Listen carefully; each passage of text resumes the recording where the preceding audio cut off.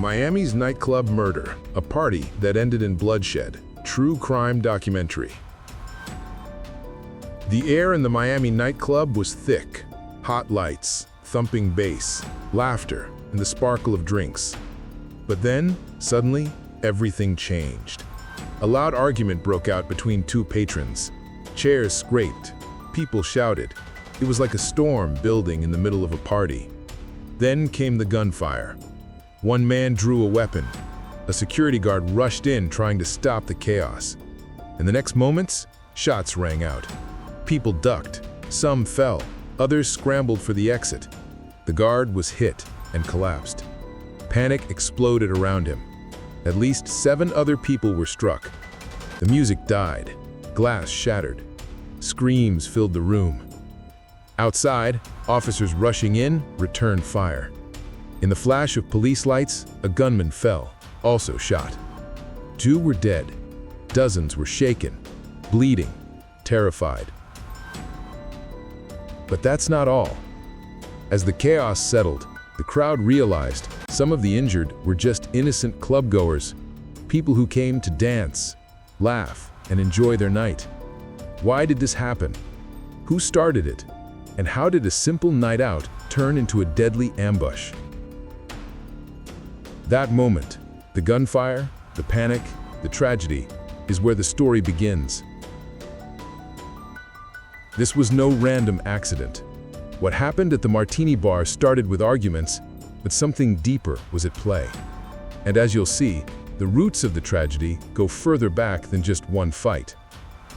Stay with me, because the rest of the story is even more complicated. The gunfire inside the Miami nightclub shook everyone, but the truth is, the story didn't start with the shooting.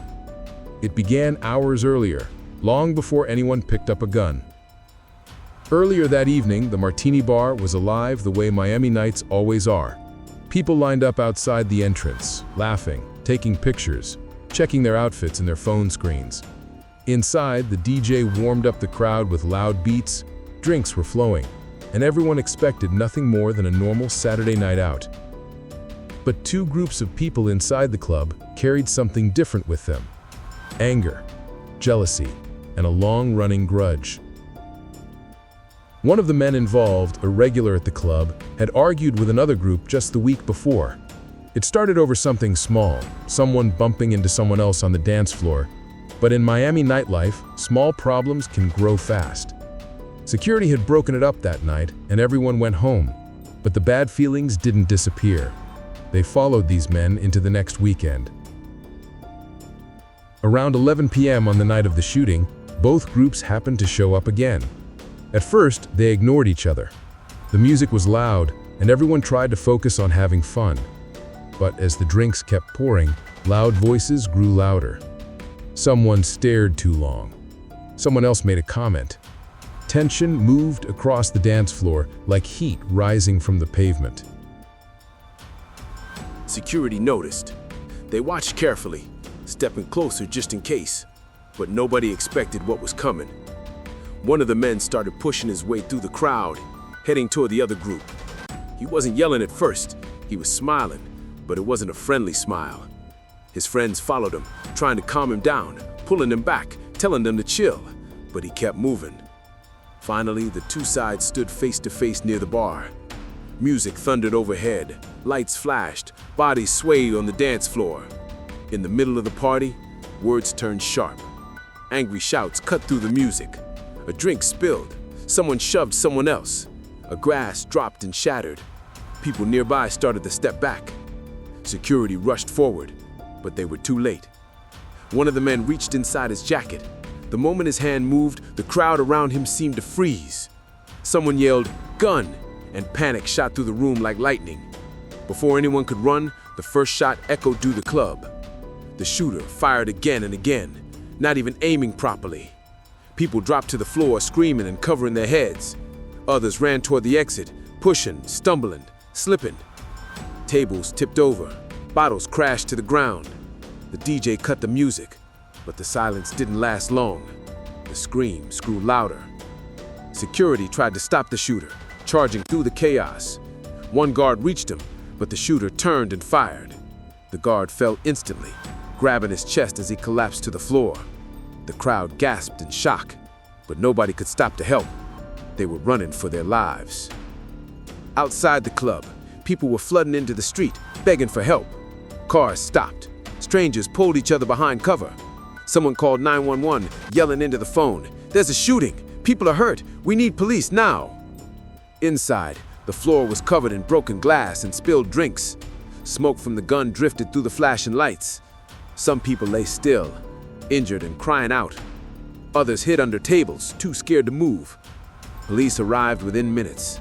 Officers rushed toward the entrance with guns drawn. As soon as the shooter saw them, he turned and fired again. The officers fired back. The sound of gunshots exploded once more inside the club.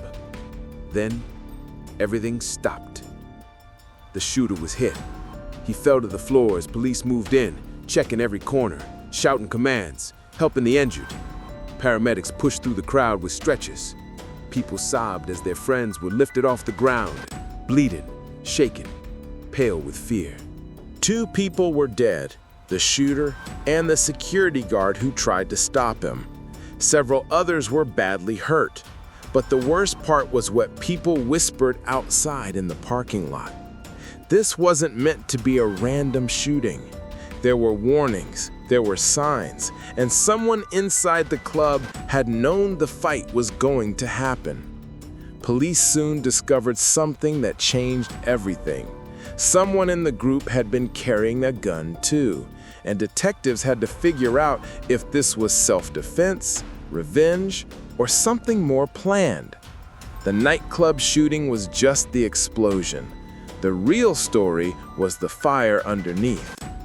As detectives dug deeper into the case, they uncovered new clues, and one of them pointed directly at someone who wasn't even supposed to be inside the club that night.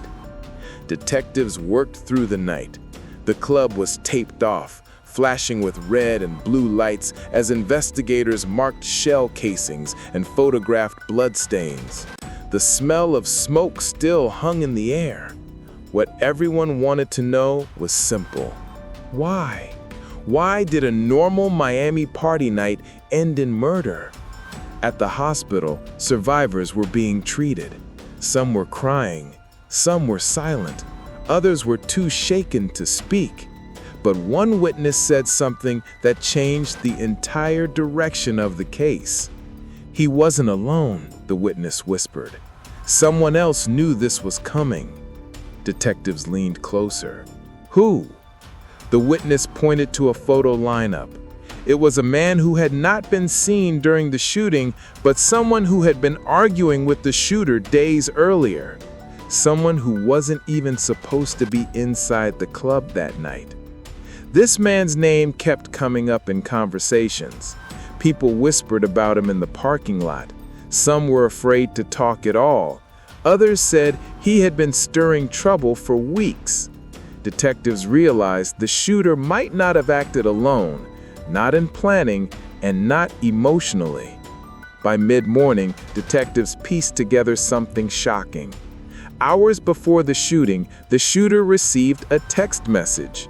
It read, "If you see them there, don't let it slide this time." This message came from the same man the witness pointed to, the man who vanished right after the shooting and didn't return any calls. Detectives believed he had fueled the anger, encouraging the shooter to confront the other group.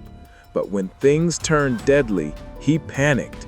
Instead of helping anyone, instead of calling the police, instead of telling the truth, he fled. As police searched, the truth slowly began to surface.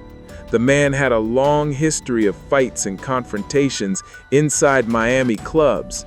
Security guards recognized him in photos and said he had argued with the shooter multiple times, mostly over jealousy, money, and pride. He was the kind of person who held grudges like trophies. Detectives believed he fed the shooter's anger, encouraging him to confront the other group. But when things turned deadly, he panicked. Instead of helping anyone, instead of calling the police, instead of telling the truth, he fled. Meanwhile, families of the victims waited for answers. The nightclub owner broke down in tears in front of news cameras, saying, "We try so hard to keep this place safe, but one argument, one moment, it can change everything." Police finally caught a break 2 days later. A surveillance camera from a nearby gas station recorded the missing man getting into a car minutes after the shooting. Detectives followed the route, tracking cameras from street corners, stores, and parking lots, step by step. The trail led to an abandoned warehouse near the edge of the city. The car was found parked behind it. Officers approached cautiously, weapons ready, unsure if the man was armed or desperate. Inside the warehouse, there was a blanket on the floor, a half-eaten sandwich, and a phone with dozens of missed calls. And then, footsteps. The man tried to run again, sprinting through a back exit. Officers shouted for him to stop, but he kept going, weaving between old crates. Finally, he slipped on wet concrete and fell hard. Police closed in, handcuffing him as he shouted, "I didn't shoot anyone. It wasn't me." He was right. He didn't pull the trigger. But detectives weren't accusing him of murder. They were accusing him of starting it. Under questioning, he broke down. He admitted he was angry over the previous week's fight. He admitted he told the shooter not to let it slide. He admitted he knew the tension could turn violent, but he didn't think it would get that bad. But violence doesn't care about what people think. It only needs a spark. His words pushed someone already angry, already unstable, already carrying a gun. His message lit the fuse. The shooter pulled the trigger. A security guard died trying to protect everyone. Innocent people were shot. Families were forever changed. In the end, the nightclub reopened with tighter rules, more security, and signs reminding people to stay calm and treat each other with respect. But Miami would never forget that night.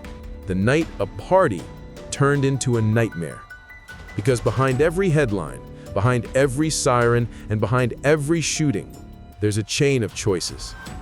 And sometimes, all it takes is one message, one grudge, one moment of anger to turn a celebration into bloodshed.